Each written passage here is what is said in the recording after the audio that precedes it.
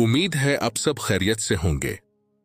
आज हम एक बहुत अहम मौजू पर बात करने वाले हैं, ज़ियाबितस यानी शुगर के मरीजों में होने वाली कमजोरी। ज्यादातर डायबिटिक मरीज इस कमजोरी को बीमारी नहीं समझते क्योंकि वक्त के साथ जिस्म इसका आदी हो जाता है, मगर यह कमजोरी असल में शुगर का सबसे बड़ा नुकसान है। शुगर में कमजोरी क्यों होती है?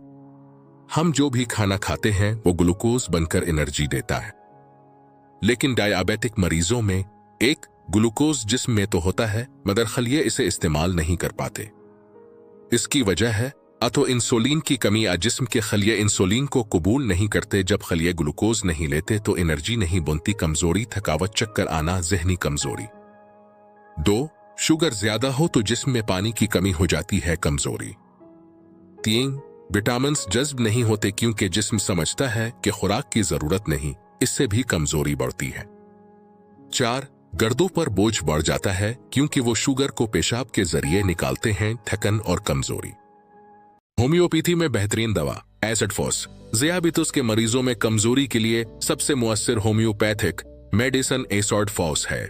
ये दवा जिस्म में ग्लूकोज के इस्तेमाल को बेहतर करती है, एनर्जी बढ़ाती है, जिस्मानी और जहनी कमजोरी दूर करती है, शुगर को भी नॉर्मल करने में मदद देती है। एसिड फोस इस्तेमाल करने के तरीके। एसिड फोस 30 से 2 कतरे दिन में 3 बार। एसिड फोस मदर टिंचर। अगर कमजोरी ज्यादा है तो आधा कप हल्का गर्म पानी 10 कतरे। एसिड फोस क्यू दिन में 2 बार, सुबह व शाम। मजीद बेहतर नताइज के लिए इसमें साथ मिला लें अश्वगंधा क्यू 10 कतरे। ये जिस्मानी ताकत बढ़ाता है, नींद बेहतर करता है, जहनी थकावट कम करता है।